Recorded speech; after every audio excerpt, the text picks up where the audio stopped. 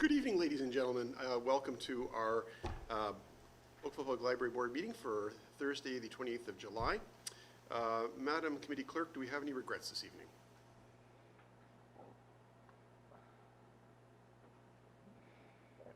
Push and wait. There you go. We have regrets from Andrew and Stephen. Okay, terrific. Thank you.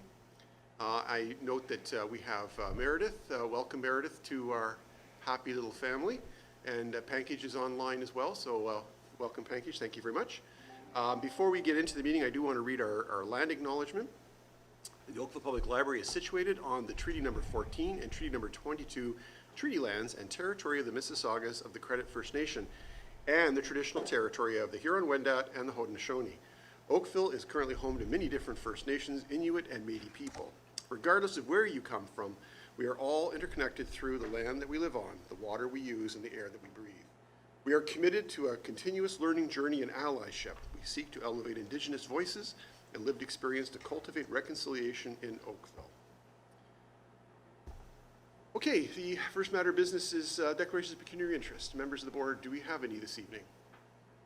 I'm not seeing any live, none on the Zoom, so move on. Minutes of the previous meeting that was held on Thursday, the 23rd of June. Would somebody like to give me a motion to approve the minutes as circulated, please? Thank you, Susan. Thank you, Pankage. Any comments, questions, errors, or omissions? I don't see any. All in favor of the approval of the minutes as circulated?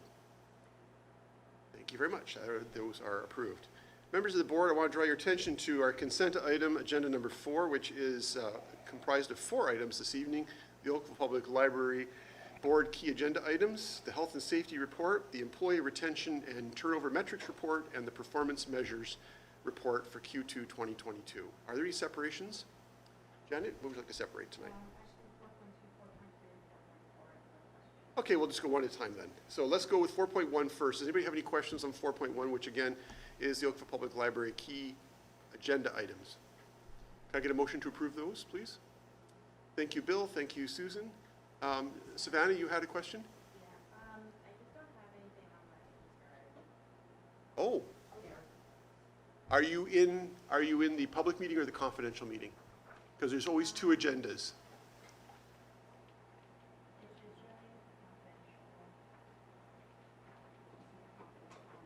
Yeah.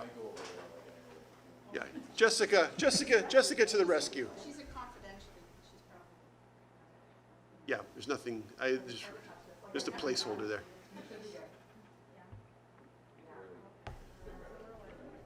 Bill is our IT support for this evening. Recruitment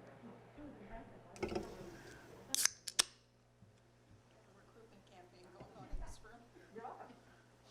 While we're waiting for that, I just wanted to welcome anybody who might be watching from the outside. I usually do that at the outset of the meeting, so if you're watching us on YouTube, welcome. Your local public library board is always anxious to have members of the public and members of staff participate through watching and sending your feedback to us on the management of your library system. So once again, 4.1, it's been moved and seconded. Is there any objection? I guess that's the Zoom days. I don't say that anymore. All in favor? That is carried. Staff recommendations approved. Okay, 4.2. Janet, you have the floor. So my question just is around the ergonomic incident or the report of your case. One of the health and safety issues for the month was an ergonomic incident. So I just hadn't heard if we'd ever had an ergonomic assessment of some of the different tasks at the library. Not that I know of. That particular incident related to the moving of one of our movable shelves. So we did review the proper process on which to do that. But my understanding was 3 of them were moving it and 2 of them went one way and 1 of them went the other, resulting in a back strain. But yes.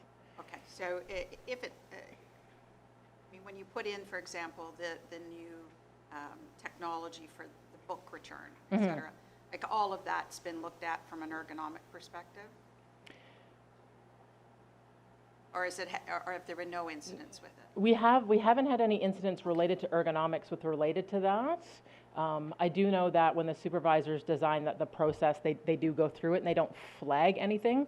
One of the things we do pay attention to is the heights of the different lockers to make sure that it isn't necessarily that low and how people do access it. We don't do a full ergonomic study about it, but staff do bring forward concerns and we do address them as they come up. Okay, I just wanted to just double check because there increasingly Yeah. that seems to be one of the injuries, not just at the library but in other workplaces. So Yes. Okay. I'd be pleased to move it. Thank you. Is there a seconder for that motion? Thank you very much, Bill. Any further comments or questions? I'm not seeing any, so I'll call the vote. All in favor? And that's carried. I guess I probably did a disservice. Savannah's attended one meeting before, so I think she got a bit of a high level as to how the agenda works, but Meredith is new this month, so I just wanted to identify the fact that these consent items aren't unimportant. They're just items that generally don't involve normally a lot of discussion, so they're lumped together in a consent agenda. There's usually not a staff presentation that goes along with them. They're basically routine business, so that's why we kind of run through them quickly and then we leave the good stuff to later. So 4.3, not that it's not all good stuff. I need to be careful with that because some of this is really important stuff, but it's more meaty stuff. 4.3, Janet. So on retention and turnover, what is the number of vacancies that you currently have? I am not sure what the total number is. I can get back to you on that, though. So because we're hearing the common statement about the Great Resignation, people not want to fill certain jobs, and I think quantifying that is really helpful for us to understand, well, how is that going to impact services, so if you could, that would be great. Sure. Did you want that just as an information item, or did you want more information in September? I'm fine with it as an information Okay. item for everyone. Just a memo? Yeah. And my only other follow-up to it is there anything differently we're doing around recruitment now that we're starting to see ongoing resignations? Yeah, I can speak to that briefly. And in fact, the community services team met earlier this week because it's not just the library, it's all the departments of the town, frankly, are having different issues. So we were discussing the different challenges that we've had, and I think we brainstormed some different ideas about how to potentially overcome that from rewriting some of our recruitment materials. We are seeing trends towards people being really interested in participating in social good.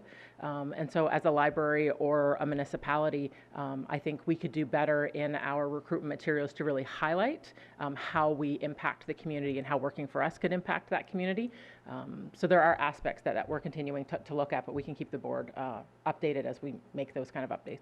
And in terms of the part-time, because it was indicating part-time was an area where there was larger, are they alert to there are benefits attached to a part-time role within the library? Yes. So we make sure that they're aware of that information, and we continue to do reviews. We are pretty part-time heavy. In fact, we're a little more part-time heavy than I think we should be. So we continue through the budget process to make shifts to full-time staff where it's appropriate. So the board will see some of that with the budget report that comes now in October. Thanks very much. I'd be prepared to. Thank you, Jen. Any further questions? Comments? Somebody second this for us, please. Thank you very much. Susan? Last call for comments or questions. All in favor? That's received. Thank you very much. Performance and measures report Q2 2022. Janet, you have the floor. So thank you for making efforts to try and show us the comparator with some of the 2019. I know, you got a lot of work to do this. I don't even want to guess how many hours you have to spend trying to do some of these comparisons. There was a comment about some of the teen stuff being included with the adults. And given the amount, earlier on, I think it was in late 21, as part of the strat plan, we were talking about teenage engagement, trying to be able to know more from a data perspective how much we're getting them to engage with the library could be very helpful. So is there a way to continually like separate it out, so even if they participate in something, we know we've got X population of teens, you know, engaged with the library? As I was looking at the metrics this time with a different lens, just sort of saying, is it telling us what we need to know around delivering on pulling more people into the library and the great services that it offers? Yeah, Simone, did you want to? Yeah. Good. Okay. So it was the second last bullet point from the programs and events section, and it was only related to the creation zone or the maker programs. And that's because when we offer certain programs in that, you know, creation zone programs, what happens is that the registrants could be a mix of adult and teens. And so the way the registration process works and the way we put our programs out, you could get a mix of both. So it is not related to all our programs, it is only related to that particular category. We can look at trying to see how we can figure out the split, but it would have to be a manual process for some of those. And not for all, just for some of them, because they are meant to cover sort of all ages, and that's why it's difficult. So you could get somebody who's like, you know, 14 signing up. So that's the challenge. Well, I don't want to put you to more work unless it really gives you some insight into, is it delivering on what we set out to do, which is these individuals spending, you know, engaging with the library more. I mean, we talked about that through the strategic plan. Okay, thanks very much. Those were my questions. Since this was separate, I have a quick question. I think I know what the answer to this is, but I just want to clarify. So the mass decrease in phone calls, email inquiries, and website sessions, I assume are totally related to the fact that people are actually attending the library once again. There's no other causality? We're seeing any trends in people not using phones, or like is it simply just that people are in the building? Not that we can tell, Okay. but it is compared to 2021. Okay. That's when we are making library cards, you know, over email and taking a lot of phone calls because, you know, the services weren't the way they are today. So. Okay, terrific, thank you. Janet? Sorry, I did have one more. So when you look at the new card holders and the total active card holders, I was just, so we have a certain number of new card holders. Is the math right? Okay, but then I thought, no, maybe, yeah. Where is that? Sorry. I'm on page 5. So you're saying year-to-date, I think it's 6,423 Q2 new card holders. Just didn't seem. Sorry, do you mind repeating the question? So I'm just looking at the number of new card holders and then the total active card, and then the total card holders. It didn't really jump the 5,000 some odd that it would have. Okay, so active card holders are people who have used the library in the last 2 years. Right. The total card holders are all our card holders. So those would be people who, you know, haven't used the library in a while. We are going to do another cleanup of the database coming very soon in the next probably couple of weeks. So that's one reason. So that. Where we add cards, we also lose Yes. cards.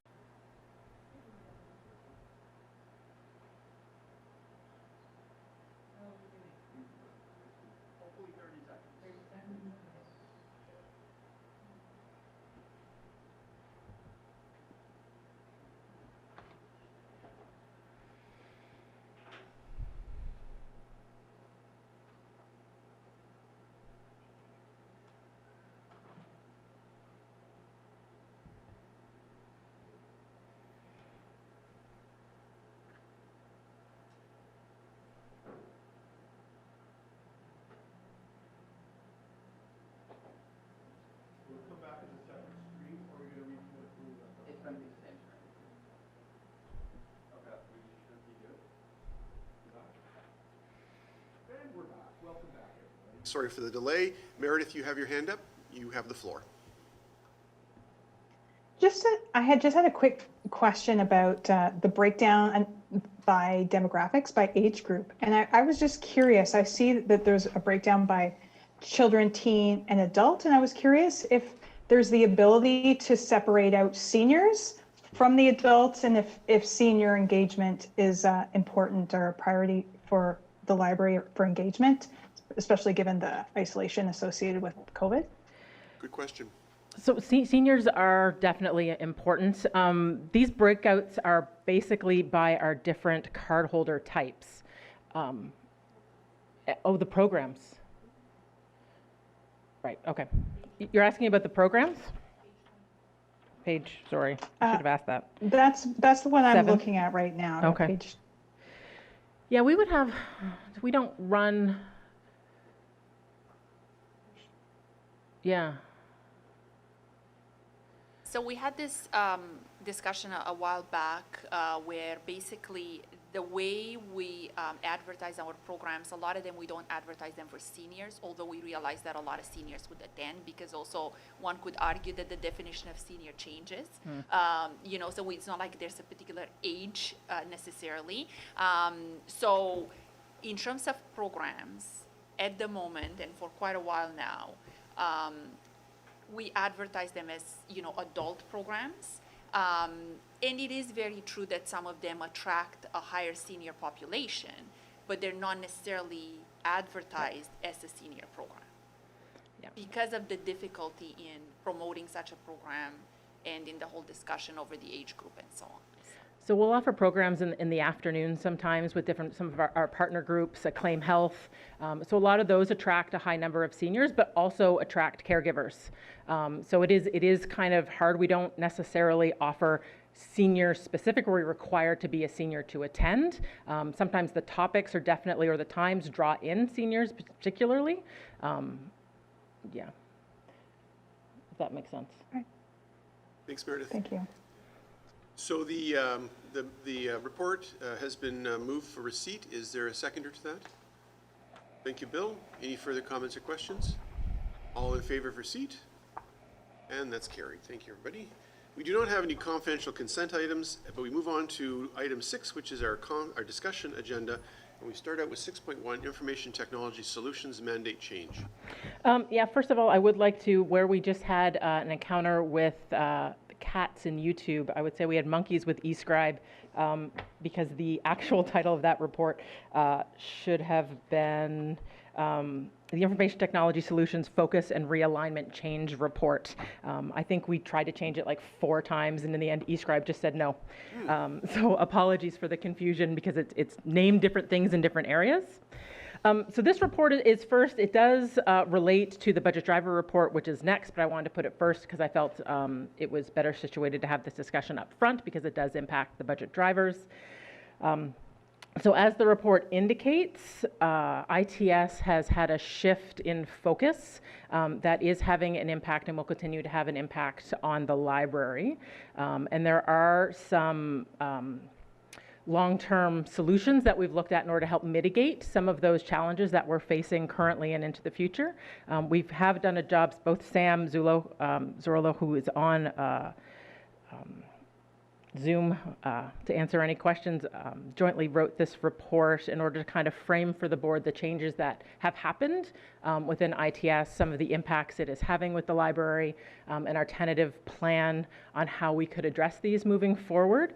In particular, the addition of, I would say at this point, a minimum of 3 FTEs would need to be added to the library in order to balance out both our current levels of service as well as the increase in technology that we are expecting being driven by our strategic plan, particularly promoting digital discovery as well as North Park. So pleased to take questions. Okay, questions on this report? Janet?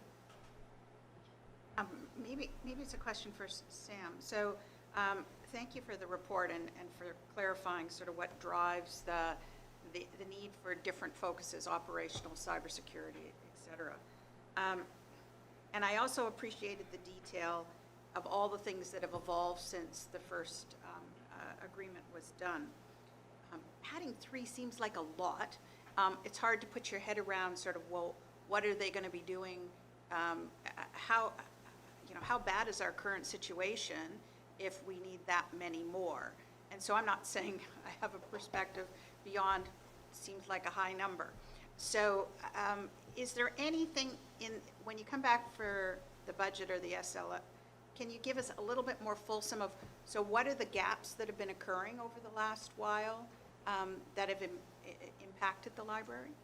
Sure, I can start and then Sam can kind of jump in. So Monica, our manager of technology and projects, who's behind you, as well as members of Sam's team, have been working together over the past number of months, basically going through the items that you see listed and working on, okay, this is what it takes to support these different products. So for example, lockers. So we know that, throughout the year that these types of maintenance tasks need to be completed. We've tracked, we've looked at, how often are we required to work with the vendor because that system goes down. And then Monica and Sam's team worked out exactly how many hours that relates to, and then is working through, okay, well this, it's ITS's job to look at, if it's once it plugs into the wall and just say it's, it's an internet issue. Well, that's them and that breaks up this, but if it's anything outside of the wall, that will be our responsibility. That ITS used to support that, however they don't now, and so we need to take that on, or else we can't operate the lockers. So it is just looking at every single piece of technology that we have, and where we'll be shifting the work from ITS to the library, and how that kind of evolves. It is a bit of a challenge because ITS, there's a lot of them, right? So it may be 5 or 6 people, 10% of their job is doing different aspects for the library. So trying to quantify that, for that we make sure that we have adequate support in place to support what we currently have, also recognizing that our strat plan is very technology heavy, and as a library, we have a responsibility to continue to build on that. So right now, we've identified a minimum of 2.3 FTE. We're not done, which is why I rolled it up to 3. We're also going to have to look at service levels, other types of things. So we'll likely bring options to the board that, for this level of service, we need 3. For this level of services, what look like we may need 3.5 or 4. And then it'll be the board's kind of direction in order to point us where to go. Sam, did you want to add anything to that?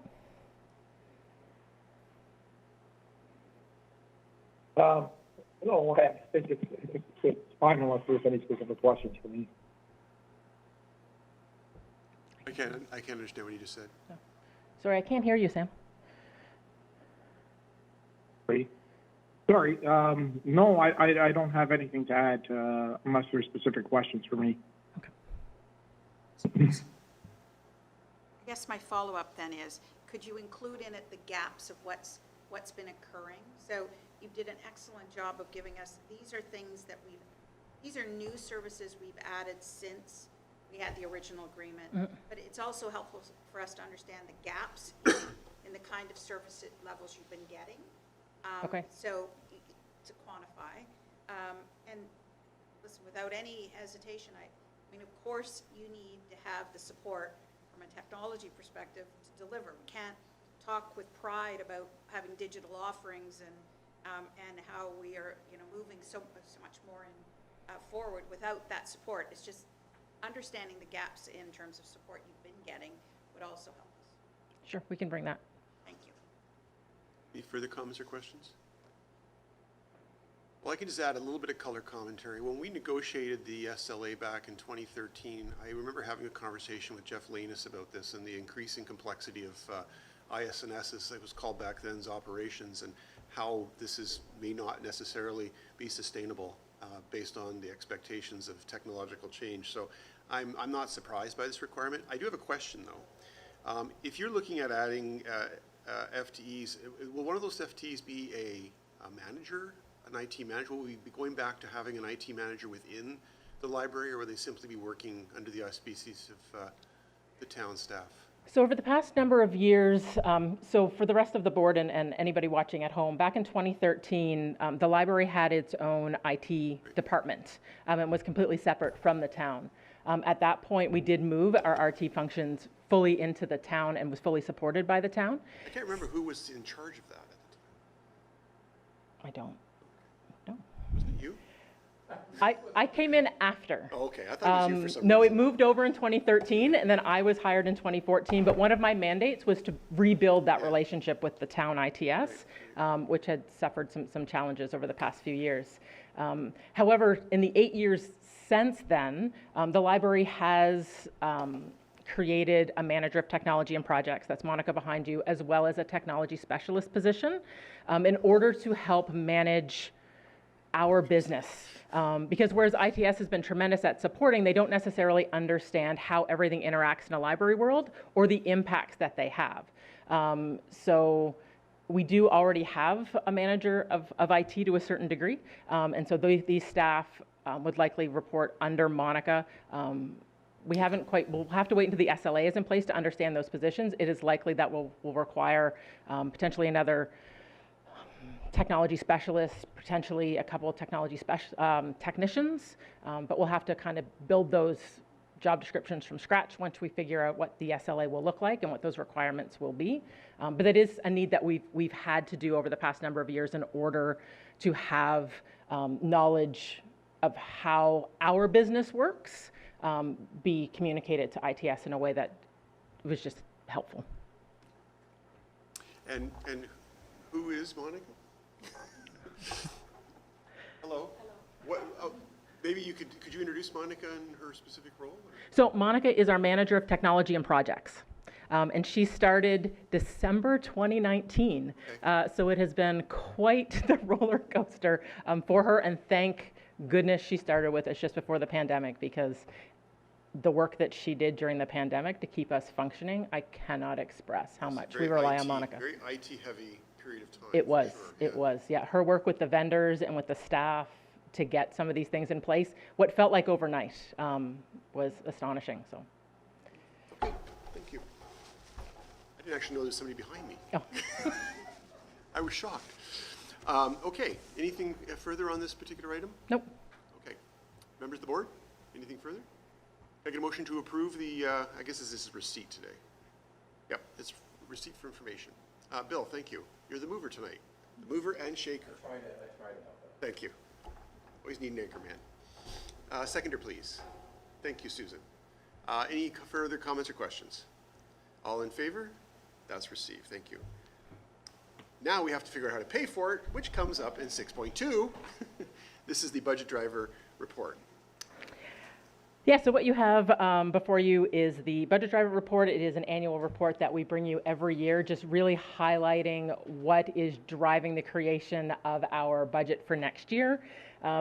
This year, I will say, has been a roller coaster of a ride, just in terms of the economy, inflation. It's been all over the place. And so it's been quite an adventure in creating this budget.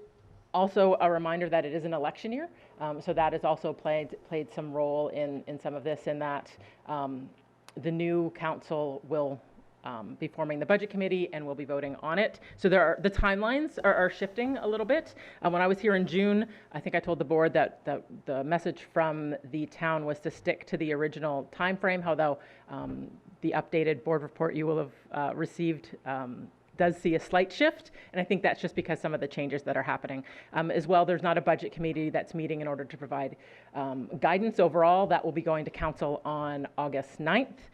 So this budget driver's report has been created given some initial information from the town, understanding that it may be required to shift based on August 9th's council direction. But it does highlight where we're seeing challenges in particular. So personnel costs, not really a challenge. It is what it is based on our contractual requirements.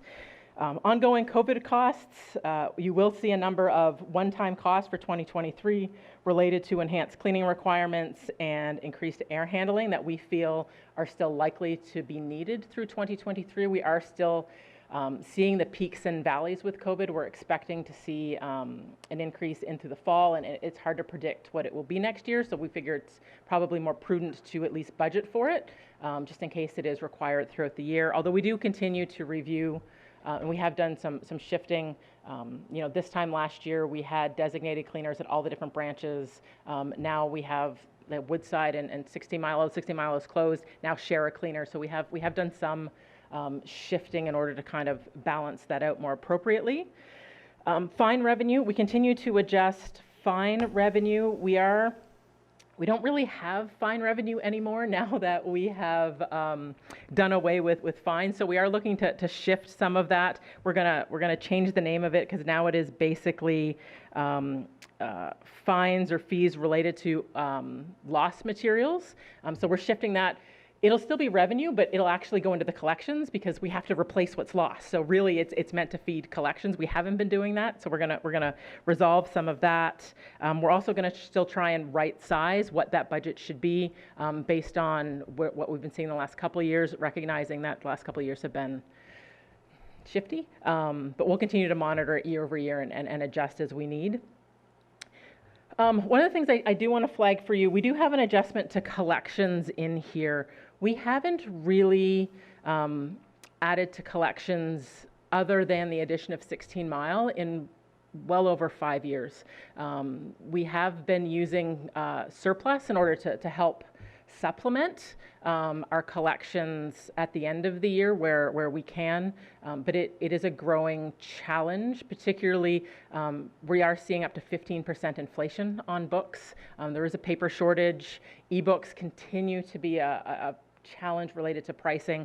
So year over year, we're actually purchasing less and less, and yet we're seeing the demand for physical materials still come up, particularly related to things like picture books, early readers that see a high turnover. Unlike paperbacks, which could circulate 50 times, a picture book does not have that lifespan and is required to be replaced more regularly.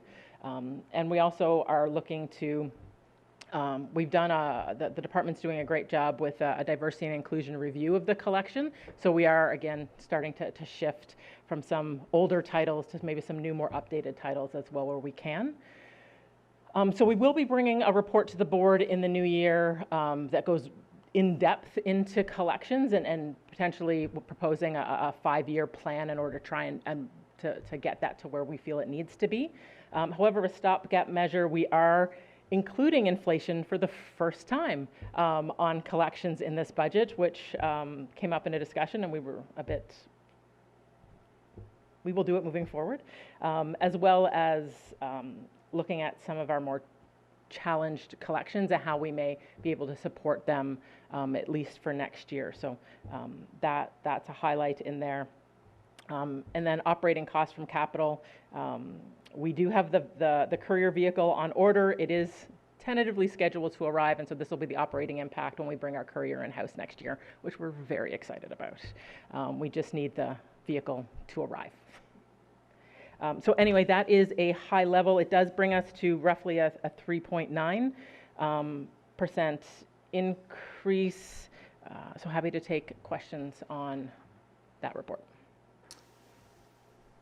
Questions? Oh, sorry, I did forget capital. Just forgive me 1 second. I do have the ITS impacts, although that isn't going to be part of our base budget. It will be a separate kind of initiative ask.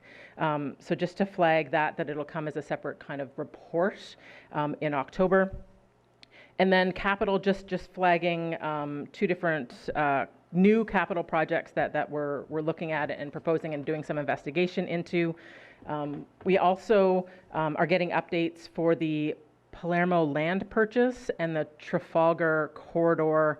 We are changing the name of that from land purchase to just Trafalgar Corridor Library because we do have some conversations with some of the builders up there. So it may not be a land purchase, it may be into a facility that's already up there. So just to reflect that. I also did want to flag, it's not in here, but you will see it in the budget report, that upon reviewing our current capital forecast, we saw that our capital collections project for North Park was in 2024. That isn't going to work. We need to start ordering materials for North Park early next year. So you will see that shift into 2023, as well as see an increase to that just based on updated numbers that we've seen related to purchasing material. So just to flag that you will see those updates coming with the budget for review in October now. So apologies. Happy to take any questions. Questions? Janet? So just a few clarifying. How many students do you apply for the Canada summer jobs? So we have 6 this year. We are looking to increase that, I think, was it 6? It's 6. 5? It's 5, sorry. So it's 5 this year. We're looking to increase that to 7 next year, basically due to the book bike success. So next year we'd like to take that book bike on the road and actually have students drive it around. We're talking with Rec and Culture about partnering with them for some programs. So that's an initial thought that we have, so that's in there. So next year we'll be looking to hire 7 summer students. And do they also get a chance to work in a diverse range of, so is there like a marketing opportunity? Is there variety in what they're offered? They don't necessarily come in and work for like 2 weeks in this department and 2 weeks in this department, but we do ensure that they have a variety of work. So they do a lot of programming in particular, working with the kids, the summer reading program. This year they've been working really closely with the marketing department. They've created a lot of like reels for us. For Instagram, they were doing a tremendous job. We're really excited with what they've been producing. So yeah, we are trying to bring the other areas into them where we can and make it as, pardon me, fulsome as possible. And the reason I ask, so it sounds like you're doing all the right things. If the future, there's future needs for people in libraries and enticing people to a career in libraries, so I just wondered if that was being encapsulated in. And we do tend to see them come back, so, and apply for jobs later on, which always excites us. Great, exactly. In terms of just clarifying on the collections, so we've been spending the budget that's assigned, but we hadn't been attaching an inflationary increase to the base number that had originally been there. Is that correct? Yeah, to understand? the base budget for collections has remained static for at least 5 years, other than the addition of 16 Mile. So we added some funds in with the addition of 16 Mile to support 16 Mile, but we haven't added any dollars to that, not inflation, not anything other than what we supplement through the surplus every year. Sounds like it's time. Yeah. Can you remind me, is it an electric vehicle? It is not an electric vehicle, no. And then my last question is, from a full-time and part-time, has there been an analysis or in the past years about the ratio and trying to figure out what is the right ratio of part-time to full-time in the workforce? I don't know if we have an exact ratio. Simona's done a tremendous amount of work looking at the schedules in order to kind of see, okay, what is, because we have minimum staffing requirements at all times at all the different branches. So, and we are open 7 days a week, and from some of them from 9 to 9 roughly. So part-time is required.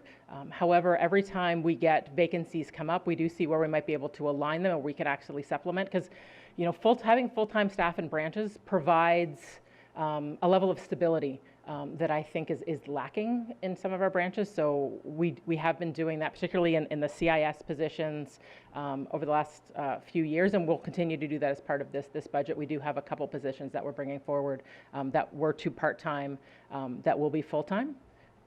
So the reason for my question is I think it's in all, whether it's not-for-profit or business, stepping back and just doing an analysis of the organizational structure around ratios. Like you had some advantage, for example, with the number of part-timers when we had closures. Yes. Right? Yeah.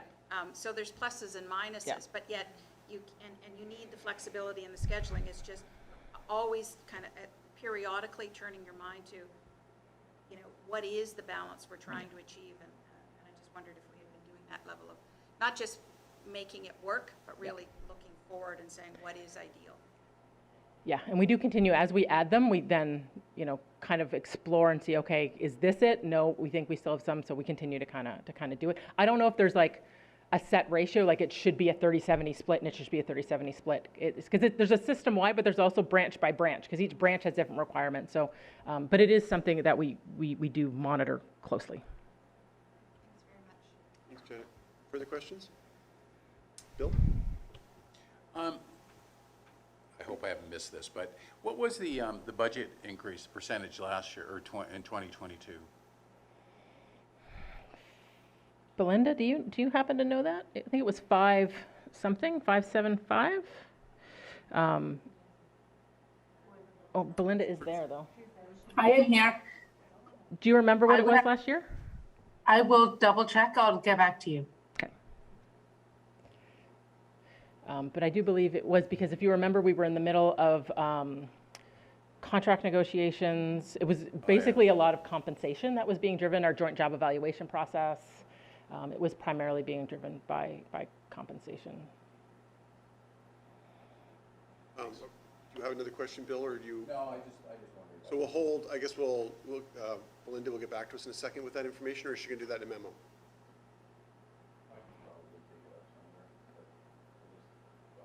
Okay, well, I have a question, so maybe she'll have an answer Yeah. before I'm. On the, can you unpack the 2022 COVID impact reversals a little bit?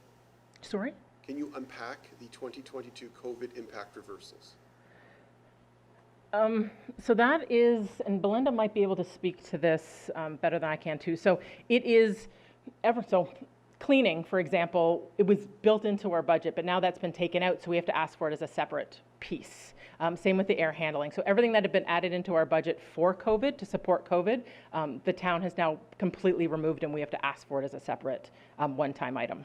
Oh, I see. So it's, okay, so it's being removed From the base budget and then re-added later, okay. as a what's your one-time request? Okay. piece, right? Okay. Yeah. Okay.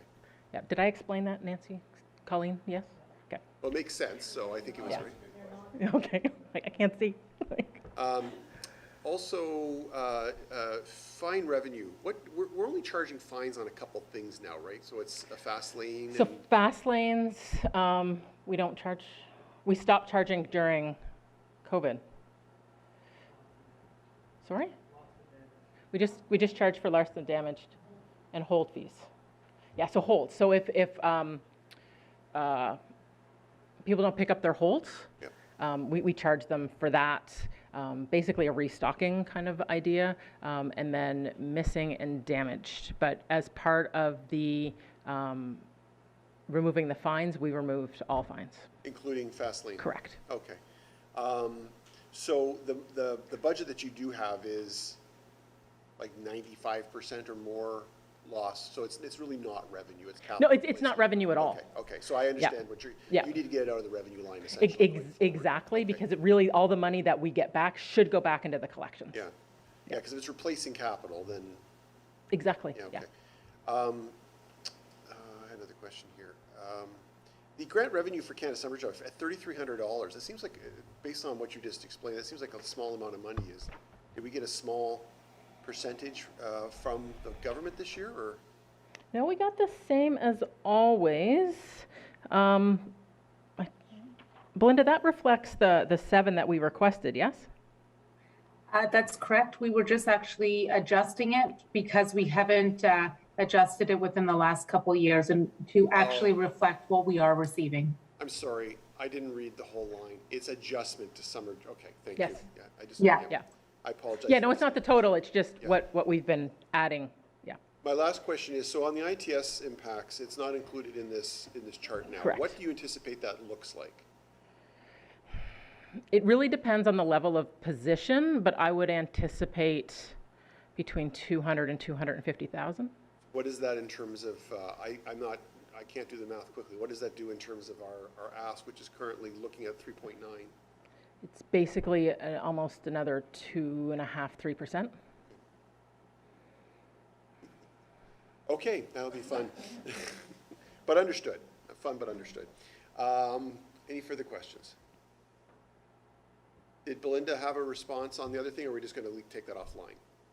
I can jump in on that. It was 6.4% last year, and it was due to what Tara had said about the personnel costs last year. It sounds like Groundhog Day. Sounds like we're going to be doing the same thing again this year. Okay. I'm sorry? Yeah. Yeah. Okay, thank you very much. Can I get a motion to receive the report, please? Belinda raised her hand. Did you raise your hand again, Belinda, or is that old? It's old. I just removed it. Okay, thank you. Susan, were you moving? Yes. Okay, is there a seconder? Thank you, Savannah. Any further comments or questions? That's received. Thank you very much, everybody. Fund Development Policy Report. So the board will remember that we brought this back for feedback last month, and I think Bill had some questions about the research that we did into where it was coming from. So the team did go back and consult with different groups as well as forget what AFP stands for, Associated Fundraising Professionals, and there is no real standard for that.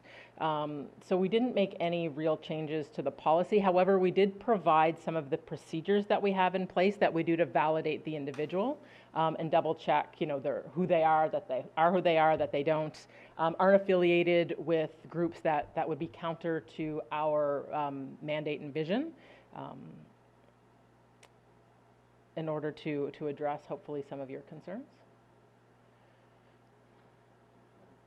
Do you have any comments since you're? Just push, oh, it's not working.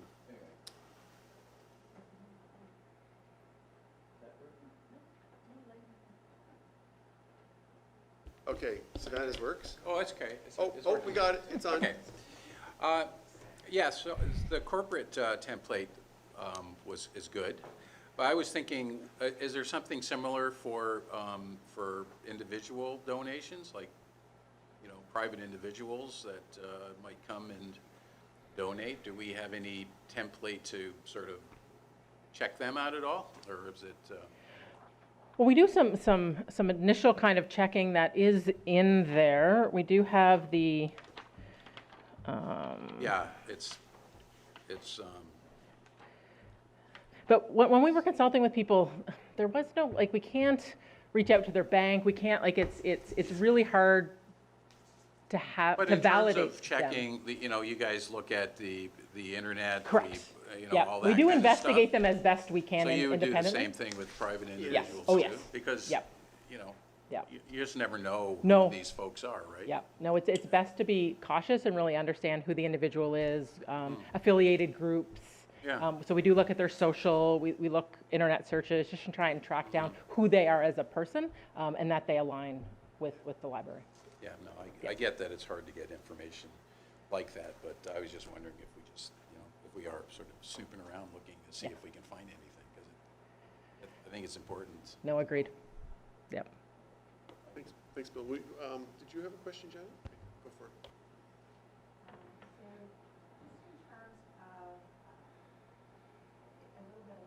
Research line. So if we in fact discover after the fact that we have, there's a few headlines right now about some behavior of certain individuals. In all the language, and forgive me if I haven't picked up on it, do we have the right to remove them? And is it documented that, if they violate, I saw that it had to be consistent with their mission, visions and values, et cetera, but is in the final documentation, is it clear we can remove recognition of them or acknowledgement of them if in fact they've done some of those Yeah, things? when we're dealing with individual donors, we do have multiple conversation with them, and it is a contract that gets written that really clearly what they're giving us, what their expectations are of us, and where those kind of lines are. Because the last thing, we've had some issues, not us, but other organizations, where a donor gives you, and then all of a sudden, they're directing everything. So making very clear that, we're accepting this donation, these are the grounds on which we're accepting this donation. However, we do have the right to refuse it. We do have the right to remove your name if it's big enough for those types of things. But a lot of times that would come to the board for a decision to remove that. But it is in what we require with them, yes. I mean, let's hope that No, happen, yeah. but we always have to have an out. Okay, thank you. Thank you. Bill, can I get a motion from you since this is your baby? A motion? Yeah, we move the approval of the report. I'll move it. I haven't moved it. Oh, that's true, yeah. Well, I just thought this one, you brought us here, so, No, I appreciate that. okay. Bill. Is there a seconder for that motion? This is a motion to approve. Janet, thank you very much. Further comments or questions? All in favor? That's approved. Okay, election-related resources. Like the previous item, this came to the board last month with some requests for clarification. So we did clarify with clerks that there has been a change in legislation, but there has been a change in interpretation of that legislation.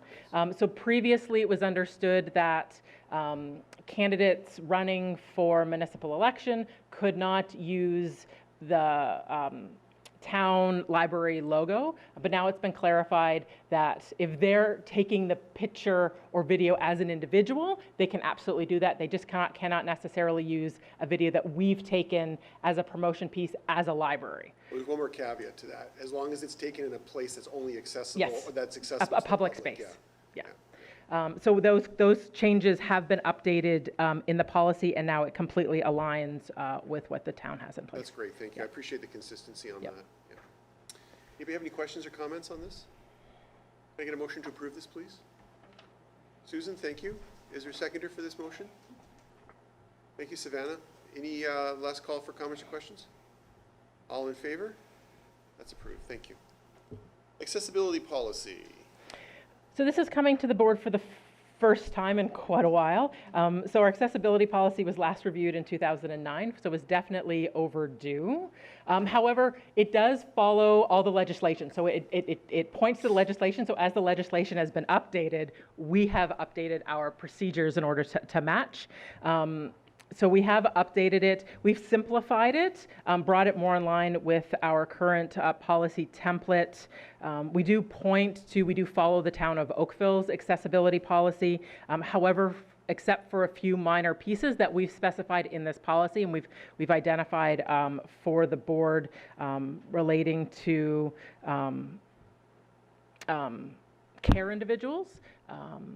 So just a couple little tweaks that we call out, but really our policy just points and identifies that we follow the town's accessibility policy. Comments or questions? Janet? Just from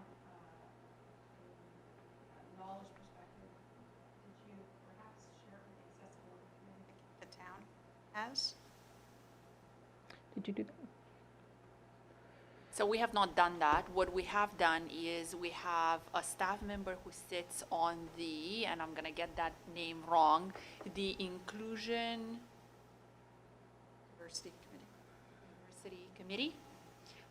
Thank you.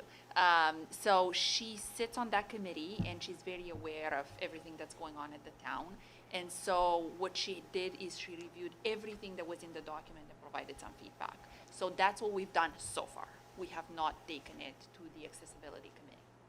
So I mean, I look to the commissioner for a comment, but I mean, we have a pretty robust accessibility committee. I mean, they need to know that they could give us some perspective by reading it. So that would be a suggestion I would have just in terms of rounding it out. And then my last question is, in the procedures the town has, they talk about the training that'll be provided, et cetera. So I don't want to assume, does the library provide all the comprehensive training that's related to serving those that have accessibility needs? We follow the town. Okay, Yeah. thank you. Yeah, and that's why we removed it, because what the town supplies, we supply. Janet, can I suggest that you make a motion then that we receive the report, which is what the staff recommendation is here, and that it be referred to the Town of Oakville Accessibility Committee? Which for meets comment? again in September, so this will likely come back in October, right? I September? move exactly what he just said, Jessica. Okay, sorry, just to let you know, our Accessibility Advisory Committee doesn't meet again until I believe it would be mid-September. So it would go to that meeting, because they only meet quarterly, and they just met in June. I mean, we haven't changed it since how long, so. Yeah. So Yeah. I think we could Yeah. give him a chance to give us some feedback. Yeah. Okay, so I'll include that as part of the motion, that it be received for feedback and that it be referred to the September Accessibility Advisory Committee. Thank you, exactly. Is there a seconder for that motion? Sure. I was just wondering, the service animals issue here, and it looks like the town, our policy differs from the town. I guess the town doesn't allow for exceptions of current visits, so if somebody comes in claiming this is a service dog and can't identify it, the town wouldn't let the person in, but we do. I was just kind of curious why it's different. I can't speak to the town, but for us, it's about limiting barriers. And if that person comes in, to allow them to complete their visit and inform them, give them the information, but not necessarily deprive them of access to the library because they may not necessarily have the pass with them or aware that they should have it. Right. So we educate them and then allow them to complete their visit. But if they returned without it, that would be a different story. Okay. I think that's a good idea. Are you concerned about people that may have nefariously purchased service animal vests? Well, no. Because that's a thing. Yeah, I'm experienced with it, yeah. Where you can buy, I don't want to say where you can buy them, but you can buy them very easily online so that you can take your best friend with you wherever you go. Yeah. No, I was just, I mean, the service dogs that I know are clearly identified as service dogs. They wear the little sweaters or whatever it is. And I was just wondering, do people actually walk around with service dogs that don't have that? I mean, I think that would be highly unusual. So I'm just thinking, if somebody says, oh, I need this dog, the service dog, it's actually just their dog. And they come in, I sound like the Grinch talking like this, but I'm just wondering, because It's an issue. People spoil it for others, unfortunately. But yeah. It is at the discretion of staff. So for example, if the dog's coming in and it's running around and it's barking, that's a whole different conversation. Got it. You can normally tell a service dog by their behavior. Yeah, service dogs won't eat the DVDs. Exactly. Yeah. Janet, you have a question? So just in terms of a support animal, which complicates it more, Bill. So a support animal would require documentation as well after the first visit? Yes. Right. That's when it starts to get into the real gray zones and, yeah. So, but for some people, that is the only way they can get out into the public. They can't do it without support, which is, But speaking from experience with this, because we put a lot of people through speaking as a business person in the community, we put a lot of people through, and we have a very flexible policy too, but there is, even for people that require emotional support animals, as long as it's not a cow or a horse, we'll generally let it in. But there's usually documentation. And usually there's some form of proof that's real, and it's not just their favorite pet. Yeah, me too. Yeah. it's supportive with, you're going to require Yeah. this on another visit. Yeah. Well thought out. Could somebody give me oh no, we already did that. I got a motion already. I have a motion, because it's an amended motion. Did I get a seconder? Savannah seconded, I think, right? Okay, so Savannah seconded Janet's motion. Is there any further comments or questions? Seeing none, I'll ask for a motion to approve the recommendation as amended. Sorry, I'm totally speaking wrong. Can I get a vote on the resolution as amended? Thank you. All in favor? Carried. Thank you very much. North Park Development, the library naming report. I'm disappointed. Would you like to request another name? Yes, the Jeff Knoll Library. We're going to have to do some fulsome research. I'm like one of the longest serving board members in the history of the library, I think, and I think I need a library. There's an OPL Express coming to you. That's right. Yeah. The Jeff Knoll bike, the bike, the Jeff Knoll. I'm just joking. That's fine. So as the North Park invited you. development progresses, conversations have turned to the naming of particularly the rec center and the library. So we are proposing, we've had multiple conversations with the rec center, the town, all the different kind of areas, the parks, in order to try and get synergy between that entire new space. So seeing that the 16 Mile branch is an established branch in that area, it does tie 60 Mile Sports Complex is nationally, internationally renowned. It makes sense to keep that. So this is just requesting that the board approve that the permanent Oakville Public Library branch located at the North Park development site will be named 16 Mile Branch once the current 16 Mile Branch ceases operation prior to the North Park permanent facility opening. And we are still trying to figure out how the marketing is going to work for some of those pieces. But in the end, I think it's the best decision for us. Comments or questions? Alternative motions? No, I'm just kidding. Can somebody move the recommendation, please? Bill, thank you. I know I can count on you, Bill. Thank you, Meredith. Appreciate the second. Is there any further discussion? Comments, questions? All in favor? And that's carried. We come to the favorite part of every board meeting, the CEO report. Okay, we'll just wait for it to come up. So just some updates for you this month. So the 16-mile relocation project is progressing. That first bullet, I was informed today, has a little bit of a pause. The modules were supposed to start moving up to North Ops today. There's been a little bit of a bump. We are meeting tomorrow, and I will get an update on that. However, there isn't concern quite at this point about a change in the projected substantial completion, which is still on target for September 11th, which would be a tentative reopening during the week of September 19th. As far as I know, as of right now, we still are waiting on site plan approval and the building permit. If we don't receive that in the next day or so, delays are possible. But I will provide the board with an update because we are meeting with the full team tomorrow to work through some of these issues. Just walk upstairs and say. So I just wanted to clarify that the director of facilities and instruction is all over the permitting. We are very close to all of that. So we're in the last script. So, yeah. Call your counselor if you have any problems with that permit. We'll get on it right away, right, Janet?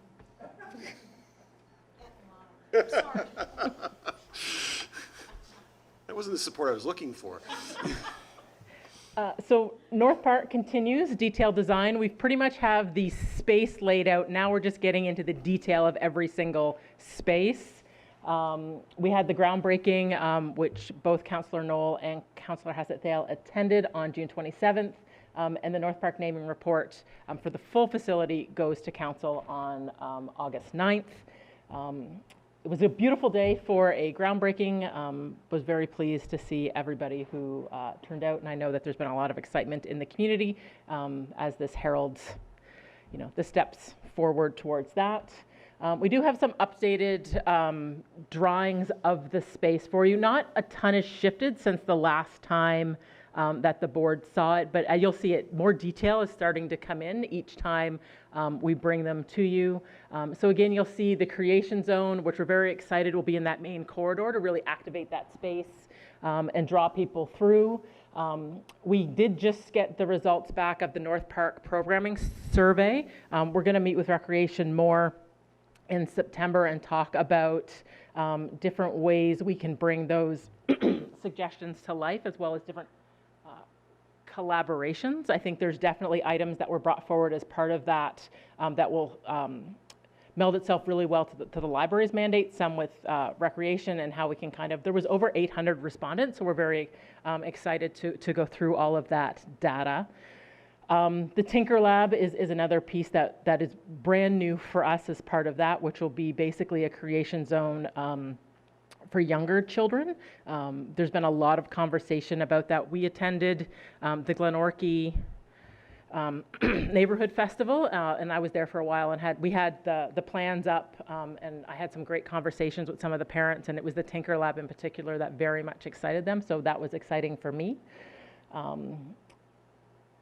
And then just sorting out the children's outdoor area. People, since we opened Glen Abbey, I've been getting a lot of questions about what branch is next for an outdoor space.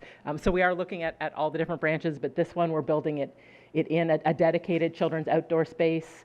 There will also be, as you can see just to the side, the terrace outdoor space open to the full facility out there. I know that's a lot of attention's being paid to that. And then we have, of course, the program rooms, the bathrooms, different play areas that we're looking at.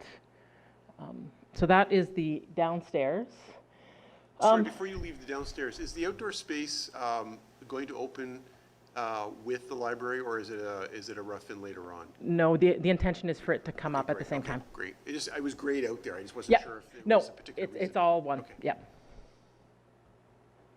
And then the outdoor space, we have done some shifting. So you may have remembered that the photo video cove was up where the study library was, but it occurred to people that maybe not put it on an exterior wall, so move it inside. And so now they're just working out the details. You can see the different areas, so allow a little bit of production with the different kind of spaces so that people can move in and out of them as necessary.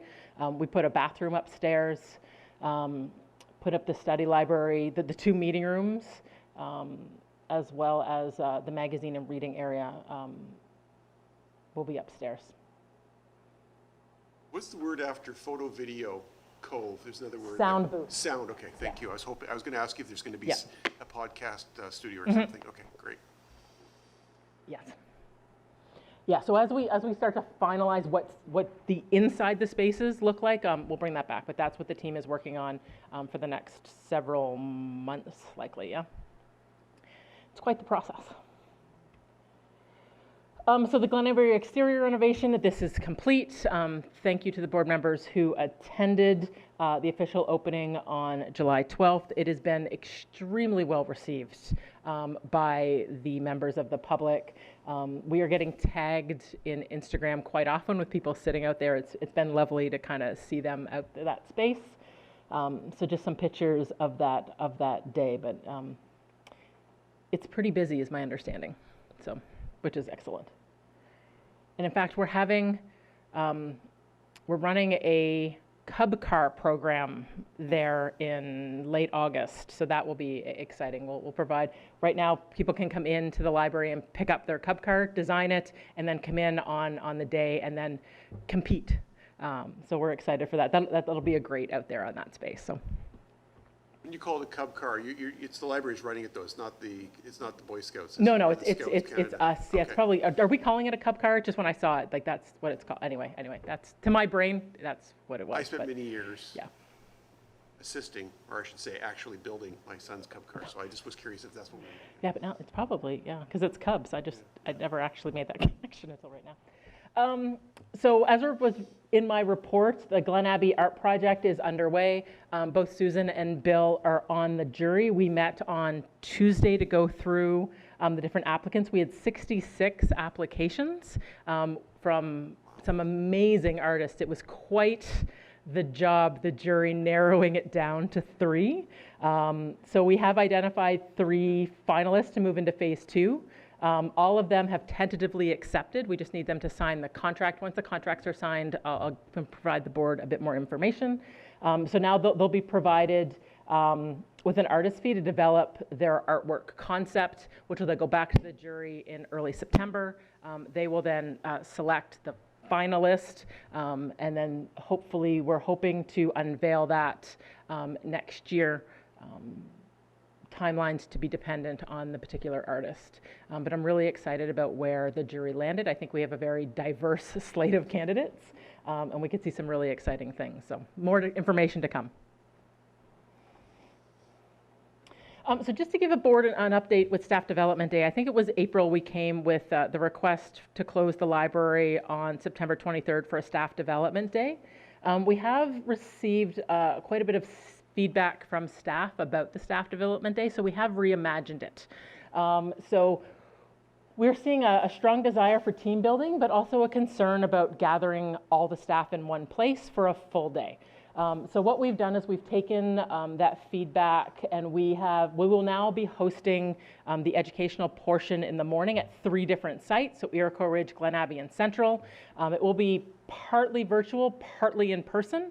So we do have a team in place looking at different learning options that we may stream and then have group discussions with those different groups. And then in the afternoon, we're actually going to do a team building exercise at Food for Life. Food for Life is a really strong partner of OPL, as the board is aware of. And the staff definitely see the impact that our Food for Life food shelves are having on the community. So having them go out to the Food for Life site and be able to do their team building exercises, which is basically in groups in different parts of their facility, bagging materials, composting, those different aspects. Staff are really excited about this, which makes me very, very happy. So just wanted to give the board an update that we have shifted from what we've traditionally done to this, so we're going to see how this goes. And this has been, the staff response to the changes has been really strong. So the Welcome Baby Kit, so the board would have received the Welcome Baby Kit on your seat when you came in, so we're very excited to finally have all the different components come in. It was definitely a journey with some of the supply chain issues, getting them all received. But just a reminder that it's a partnership with the Health and Healthcare OTMH, and that it will be going out in the fall. So the idea being that any new babies born in Oakville will receive a kit, although of course, if somebody moves to Oakville with a baby, they can also pick one up at the library. It contains a board book, as well as a rhyming storybook and a growing chart. Growth chart. Growth chart. You can tell I don't have kids. So we're really excited. We think it turned out amazing. We're really excited to get it in the hands of people. So again, yeah, we also did a custom design library card, which is in the kit as well, as well as some resources from our Halton Information Provider group to hopefully help new parents. So also mentioned in the report is the Ontario Library Service Conference. They do have, it's a day and a half, but the first half day is for the board. And so some of the information, the sessions will be 3 things I wish I'd known at the start of my board term, board's role in sustainable funding, as well as Ontario Library Board Association news and updates, and the keynote. So I will be sending out information to the board about how to register for this if you're interested. Is it live or virtual? It's virtual. So talking about Food for Life, we are continuing to build our partnership with them, with the Penguin Lockers are going to Woodside and Central. You'll see a picture of the lockers there. Those are up at Milton Public Library. So they operate very similar to our hold lockers, but they're refrigerated and they have food inside. I took Jane Cloesy, the town CAO, on a tour of all the libraries a couple weeks ago. And we were looking at, Glen Abbey, the food shelf, and the food shelf at Central, and it was empty. So we went down to talk with Andrew and Marcus in the department, and they had just filled it less than an hour ago. Andrew said that as he's filling it, people are lining up behind him. We cannot keep these food shelves stocked. So we're continuing to increase our volume of food delivered by Food for Life. We're hoping by the introduction of these lockers to support people with dietary restrictions, which we're running into a little bit of a challenge with, or people that we've identified that we're going to set food aside for. So we're gonna introduce those two. I don't necessarily have time frames for it, but when it does, I will keep the board updated to that. Sorry, before you go off that, are we providing non-food items as well in our food bank, like diapers and? Yeah, where we can, Food for Life does provide us with things like diapers, toothbrushes, different hygiene items as they get them in. It does support that goes as well. Also a reminder that we do also have a partnership with the Oakville Milton Humane Society. So there are pet foods on there. You may have seen on social that the Humane Society is at its max due to all the surrenders. So they are definitely looking to promote that program, hoping to keep pets in homes where people may be struggling with the current economic circumstances. So we'll continue to partner with both of these in order to try and continue to support our community who's in desperate need.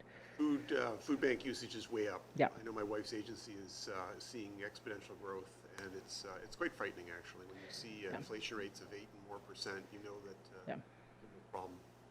And the amount of food, it was surprising. Like when I went downstairs to talk to Andrew, he fully, if you've seen Central, like that's a lot of shelves, and that fridge was full. In an hour, there wasn't, I think there was a can of tomatoes and a bag of cat food left, and that was it.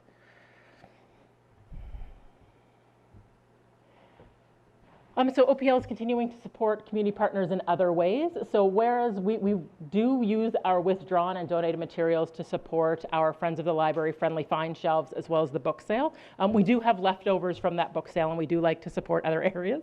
So we are donating books to the Oakville Trafalgar Memorial Hospital, Maplehurst Correctional Complex, and the Vanier Center for Women, as well as the Halton Women's Center.